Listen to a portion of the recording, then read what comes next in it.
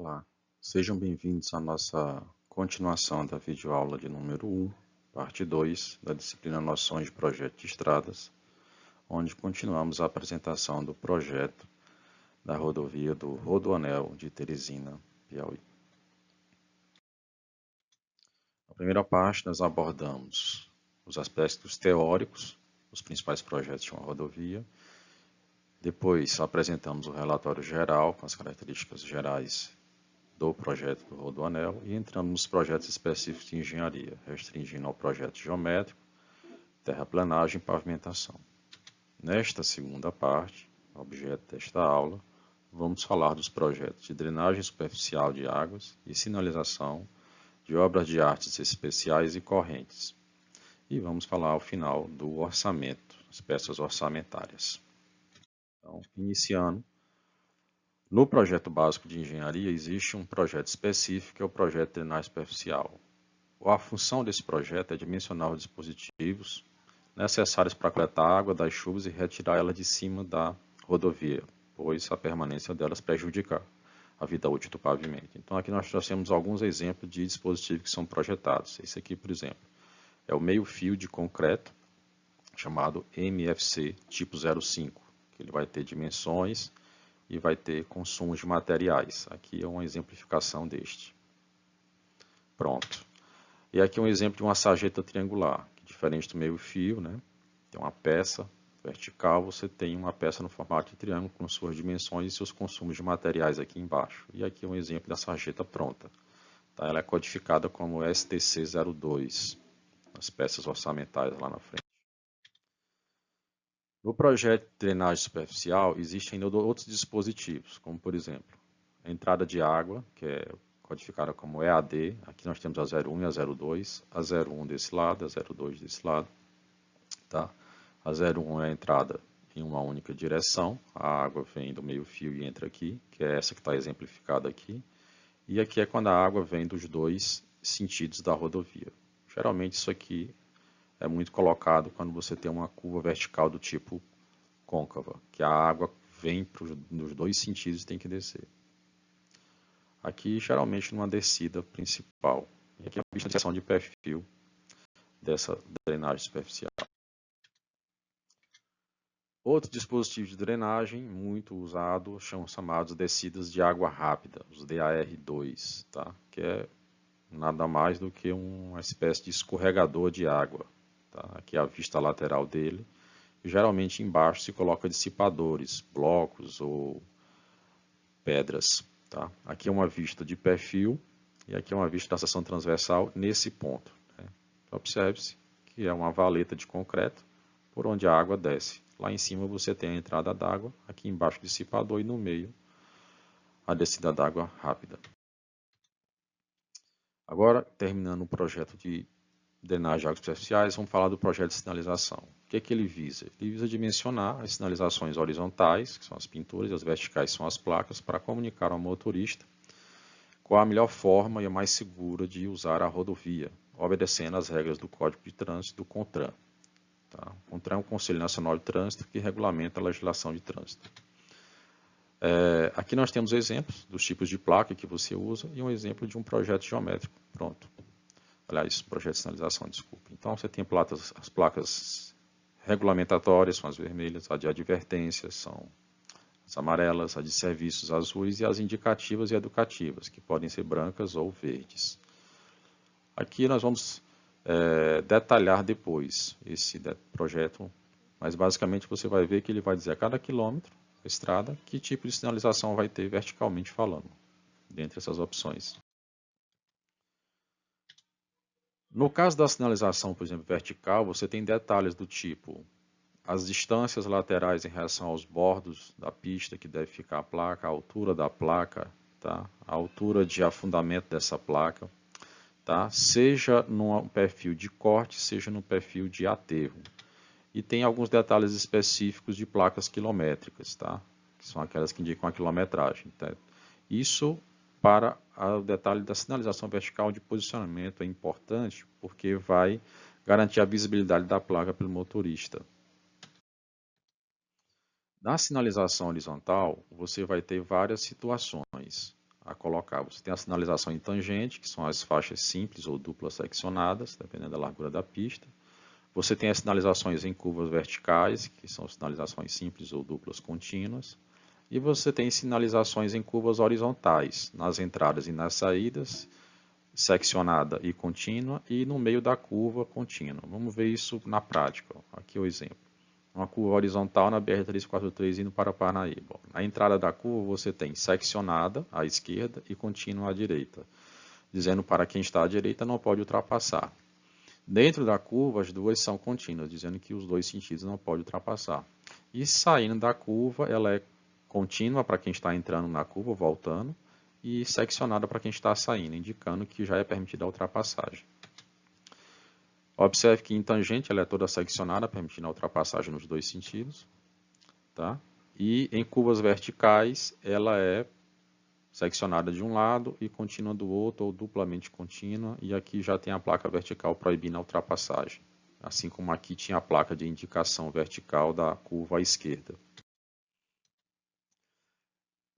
Exemplos específicos do projeto de sinalização é o projeto de sinalização de uma faixa de pedestre muito importante numa rodovia, porque o pedestre é o usuário mais frágil. Então aqui você tem a dupla sinalização proibindo horizontalmente a ultrapassagem, a faixa de pedestre e os trações e tachões reflexivos. Aqui nós temos um exemplo dessa faixa de pedestre em ação, sendo utilizada aqui a sinalização vertical, só que aqui não são usados tachões, são usadas as lombadas, né? Essa faixa de pedestre fica muito próximo ao viaduto lá atrás de acesso à rodoviária. Dupla sinalização horizontal proibindo a ultrapassagem e uma pequena ilha de refúgio para o pedestre, para fazer uma travessia em dois momentos. Agora vamos falar do projeto de obras de arte corrente. Então, ao contrário das obras de arte superficiais, que visam tirar a água da chuva que cai sobre a rodovia, as obras de arte corrente são aquelas que ficam, são dispositivos que ficam no interior, na parte interna do corpo estradal, ou seja, na parte do pavimento da terraplanagem, e que servem para transpor águas de um lado para o outro da rodovia sem afetá-la, seja águas intermitentes, por ocasião de chuvas, ou mesmo águas perenes, mas de menor volume. Tá? Então, vamos falar, no caso do Rodoanel, esses objetos são conhecidos como bueiros. Tá? E lá, no caso, tinha 46 bueiros para serem implantados e 6 para serem ampliados. Então, aqui são os exemplos dos que tinham para ampliar aliás, fazer a implantação e os que tinham que ser ampliados. Tá? Essa codificação, a gente vai ver, ela é muito simples. O B é de bueiro, o S é simples, ou D é duplo, o T é tubular, quando ele é um círculo, e o C é quando ele é de concreto. Quando, ao invés de T, você tem um C, é de concreto celular, são os quadrados. Né? E aqui são os diâmetros, pode ver, ó, que aqui é o diâmetro de 1 metro, porque ele é um tubo circular. Agora, quando ele é um concreto celular, não é diâmetro, é 3 por 3 de seção.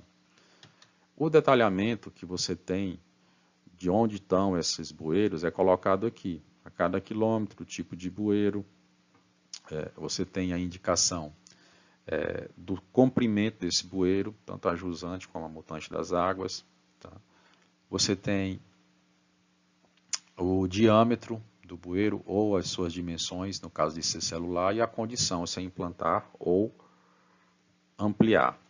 Vamos detalhar agora as informações sobre esses tipos de obra de arte corrente. Por exemplo, primeiro falando dos bueiros de tubo de concreto, os BTCs. Tá? Aqui você tem um exemplo de um projeto de um BSTC, que é um bueiro simples, porque só tem uma boca. Tá? É uma visão de perfil, essa aqui é uma visão superior de planta e essa aqui é uma visão de corte. Observe que ele tem alas laterais para captar a água, né? Ele tem um contorno e tem uma base de captação. E aqui você tem uma espécie de quadro de consumo, né, das formas do concreto que você vai usar para produzir esse dispositivo de drenagem de obra de arte corrente. Tá? Esse projeto ele ainda sofre mais alguns detalhes, porque esses bueiros eles têm um berço de concreto armado, onde ele é apoiado. Né? Ele não é apoiado direto no solo, justamente porque ele vai sofrer carga. Ele também tem armação dentro dele, vai sofrer a carga da rodovia que está em cima dele. Então ele tem a armação dentro dele e tem esse berço que é de concreto armado para suportar o peso. Então aqui você tem, por exemplo, um exemplo deste bueiro na versão dupla e aqui um exemplo deste bueiro na versão tripla. E agora uma ilustração do bueiro construído. Observe as alas de concreto, a moldura de concreto, os dois bueiros, né, e eles passam pelo corpo da estrada. Né, ele tem um berço embaixo de concreto armado e ele tem também concreto no próprio diâmetro do bueiro, né, na lateral. Falando agora dos bueiros de concreto celular, agora são os BCCs. Tá? Esse aqui é o exemplo de um BTC, bueiro típico de concreto celular. Observe que a diferença é que ao invés de você ter um objeto circular para a passagem da água, você tem uma seção quadrangular, porque provavelmente o volume de água aqui é bem maior. E aqui você tem um detalhe das dimensões e das ferragens que são aplicadas a esse bueiro. Certo? Aqui detalhamento mais próximo das armações. E aqui o quadro de ferragens, onde você vai dizer para cada ferrinho desse aqui, né, qual é o diâmetro, qual é o comprimento e qual a quantidade de ferro, numa tabela, e depois os quilos, né, a massa de ferro que você vai usar. Isso o projeto da ferragem, também tem a parte do concreto. Agora nós vamos falar dos projetos das obras de artes especiais. O que são isso? São pontes ou viadutos usados, projetados para transpor grandes obstáculos, como outras rodovias ou rios e acidentes geográficos, como cânions. Tá? Nós vamos falar, no caso do Rodoanel, de 4 dessas obras de artes especiais que foram construídas lá. Então você tem aqui o viaduto da BR-343, que vem de Altos com o Rodoanel, e o viaduto da BR-316 com o Rodoanel. E depois a ponte sobre o rio Poti e o viaduto ferroviário, que na prática ele foi construído não como está aqui no projeto. Né? Na verdade, se elevou foi a rodovia e o viaduto passou por baixo, porque os custos eram maiores para fazer o viaduto ferroviário. Continuando a falar das obras de artes especiais do Rodoanel, nós vamos mostrar aqui o viaduto da BR-343 com o Rodoanel. Então isso aqui é uma vista 3D desse viaduto e aqui um perfil de projeto da obra de arte especial. Então você tem aqui a superestrutura em cima, você tem a mesoestrutura aqui embaixo, tá? Todo esse vigamento, esses pilares e a infraestrutura aqui posicionada nas fundações. Tá? Quando você faz um corte aqui na seção transversal que junta todas as peças, você tem essa visão aqui, ó. Então você tem em cima aqui o tabuleiro de concreto armado, aqui as vigas de concreto que dão a sustentação, certo? Isso tudo é a superestrutura. Aí você tem a mesoestrutura, que são esses pilares de sustentação com esses blocos, e a infraestrutura, que é essa parte de baixo, que é as fundações, que está aqui em subsolo e aqui está destacado, né? Na vista do perfil do viaduto. Aqui é um detalhe simplificado das resistências do concreto empregado, né? Algo em torno de 30 megapascal, ou seja, 30 milhões, se não me engano, 30 milhões de quilos por metro quadrado. É muito peso que ele aguenta. Ainda falando do projeto de obra de artes especiais, vamos falar sobre a ponte do rio Poti. É uma ponte mista, ela usa concreto e aço, tem 240 metros de comprimento e 20 de largura. Né? Isso aqui é uma vista do perfil, aqui são os encontros da ponte com a rodovia, aqui é o perfil da rodovia. Tá? Você tem basicamente dois tipos de estrutura de sustentação, você tem os encontros de um lado e esses pilares de sustentação intermediários. Então aqui ó, é um exemplo do perfil de seção transversal entre vãos, que é essa aqui. Então você tem a plataforma de concreto, né, as vigas estruturantes longitudinais de aços e transversais, tá vendo? Tem os blocos de concreto, aliás, as vigas de concreto de sustentação, os pilares de concreto, os blocos em I e as fundações. Tá? Fundações, blocos em I, pilares de sustentação, pilar, viga transversal e a superestrutura. Esse aqui é a seção típica intermediária, entre vãos. Tá vendo tudo isso? Já essa aqui é uma seção típica do encontro, dessa ou dessa. Ó. Você tem o mesmo tabuleiro de concreto armado aqui. Embaixo, as vigas de aço, intercaladas por vigotas de travamento. E uma parede de concreto armado, com a viga de concreto. Alguns pilares, blocos, para fazer a transposição da carga para as fundações, que são estacas. E aqui uma visão da ponte como ela é. Ó. Você está vendo aqui embaixo, são os pilares, aqui os blocos de coroamento dos pilares, aliás, das estacas em I. Aqui sim são os pilares, que são esses. Aqui a viga de sustentação e ligação dos pilares. E aqui em cima, toda essa superestrutura. E aqui alguns detalhes do concreto que foi utilizado, no caso o FCK dele. Que é a resistência do concreto a esmagamento.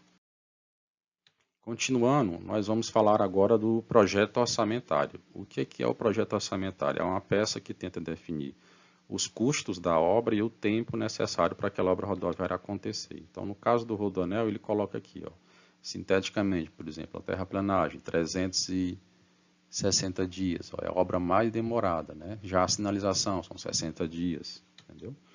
E aqui é um cronograma temporal de espalhamento dos vários serviços, ó. Desde os serviços preliminares, terraplanagem, pavimentação, drenagem, tudo que se faz na obra rodoviária. E aqui são os meses e quando esses serviços vão acontecer. Então, observe que os serviços eles não são um depois do outro. Tá? Tem muitos serviços que acontecem ao mesmo tempo. Ó. Olha só, as obras de arte, os viadutos, ó, eles podem acontecer todos ao mesmo tempo. Já tem alguns serviços que só podem acontecer depois que o outro já tiver começado. Por exemplo, ó, drenagem, né? Só pode começar a acontecer depois que a terraplenagem já estiver mais ou menos terminada. Já a pavimentação, assim que você começa, um pouco depois de começar a terraplenagem, você já pode entrar com a pavimentação. Então, essa sequência lógica é que vai ser dada por esse cronograma físico, né? E também de desembolso financeiro, dos pagamentos. Olha só quando é que a sinalização acontece. Ó. Só quando terminam as obras de arte especiais, e quando a drenagem e a pavimentação já estão bem avançadas, aí começa a sinalização. Ainda falando do orçamento, nós temos aqui o detalhe de todos os serviços, agrupado por categoria. Ó, serviços preliminares, né, por exemplo. Aí pintura, identificação da obra, aí tem uma quantidade a ser executada, um preço unitário e um preço total. Aí o conjunto desses serviços tem um preço especificado, em torno de 6 milhões.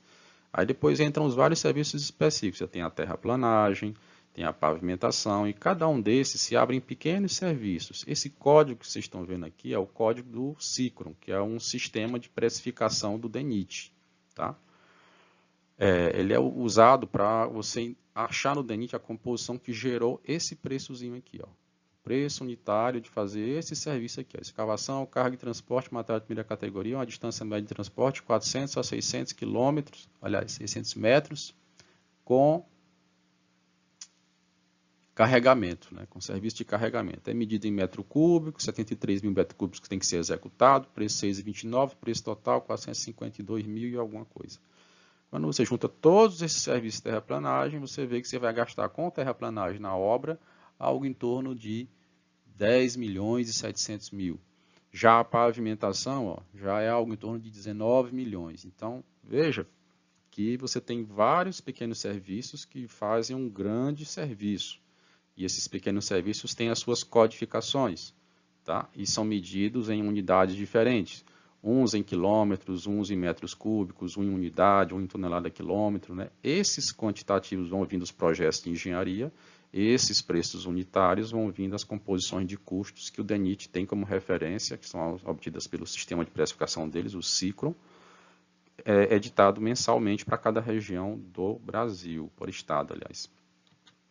Aqui nós destacamos um dos serviços, que é a escavação, carga e transporte, material de primeira categoria, de 1.000 a 1.200 metros, com carregamento. E aqui nós vamos entrar no detalhe desse serviço, ó, que é o serviço 2S01-100-14, né, o código do SICROM, tá, que é o Sistema de Incorporação de Custos Rodoviários, obtido via preço de referência desse sistema. Está aqui o serviço, que nós pegamos lá da planilha principal, 2S01-100-14, a escavação, carga e transporte, uma distância de 1 a 1,2 km com carregamento, vai ser executado 107.713,69 metros cúbicos a um preço unitário de R$ 6,89. Isso em 2010, que foi quando essa obra foi precificada. E aqui é a composição de custo que gerou esse precinho aqui, ó, de R$ 6,89. Tá vendo? Esse precinho aqui, ó, preço unitário total do serviço, R$ 6,89. O que é essa composição que o Cicron dá para a gente, que tem uma referência, ó, Piauí, novembro de 2010. Ela fala dos equipamentos, dos materiais, da mão de obra, de tudo que você precisa para fazer esse serviço. Aí, para esse serviço, está aqui, ó, 2S01114, escavação, carga, transporte, material de primeira categoria. Lembrando, material de primeira categoria é o solo mole. Solo melhor de trabalhar. Por exemplo, material de terceira categoria é rocha. Muito mais caro mexer com isso. A distância média de transporte, com o DMT, de 1 a 1,2 km com carregamento. Então, ó, vamos começar pelo mais simples. Ó, mão de obra. Você precisa de um encarregado aí. Qual é a hora dele de trabalho? Tá aqui, ó. Servente, precisa de 3. Qual é a hora dele? Aí você tem o custo unitário da mão de obra. Ó. Você tem mais ou menos R$ 35,58 por hora para a galera trabalhar nesse serviço. Agora, equipamentos. O que você vai precisar? Precisa de um trator de esteira, tá? Moto niveladora, carregadora de pneus e um caminhão basculante. Ó. Esses dois caras aqui, por exemplo, ó, a carregadora de pneus e o caminhão basculante, eles vão ficar lá na jazida. Eles vão pegar o material, né, a pá carregadeira vai jogar ele em cima do caminhão e o caminhão vai transportar por 1 ou 1,2 km até a superfície do local onde vai ser feita a terraplanagem, por exemplo. Geralmente não é a jazida, geralmente é local próximo da própria rodovia. Né? Jazida é pavimentação. E aí quem vai fazer o espalhamento? Né? O trator, né? E a moto niveladora. Aqui você tem quanto você vai usar? Veja que você tem 5 caminhões, um trator, uma moto niveladora e uma carregadeira. Aí você tem aqui, ó, percentual de hora útil, percentual de hora improdutiva, que é o veículo parado. E aí você tem o custo dele operando e o custo dele parado. E aí você soma tudo isso e você tem o custo. Custo da hora dos equipamentos, R$ 1.112. Então, enquanto o custo da mão de obra é R$ 35,00, o custo do equipamento é R$ 1.112. Então, veja que os equipamentos pesam muito mais na obra rodoviária do que a mão de obra para esse serviço aqui, que é escavar e transportar material dentro do serviço de terraplanagem. Tá? Aí, em cima disso aqui, que é só o custo, você tem que aplicar alguns percentuais adicionais, né? Ferramentas, geralmente 15%, ferramentas adicionais, e o BDI, né? Que são as bonificações de despesas indiretas, e lucro, impostos, que dá 27%.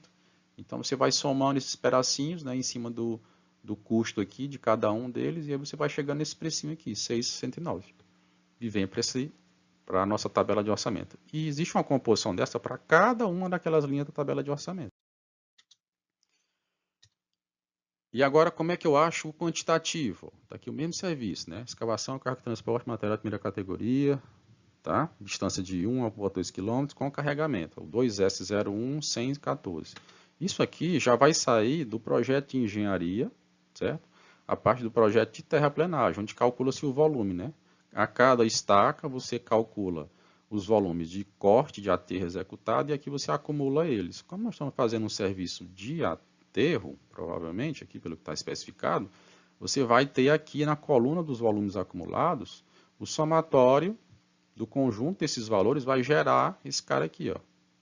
Dependendo, é claro, da distância entre as estacas, né? Nem tudo que está aqui vai vir para cá. Você vê que tem várias escavações, carga e transporte para várias distâncias, mas é daqui, dessa coluna, que sai esse volume. Então, o orçamento, uma parte vem do projeto de engenharia, uma parte vem do sistema de precificação de referência do DENIT, que é obtido mensalmente. E aí nós finalizamos a nossa parte 2 da videoaula 01, que apresenta o projeto, os vários projetos que compõem, digamos assim, o projeto de uma rodovia. Obrigado pela atenção.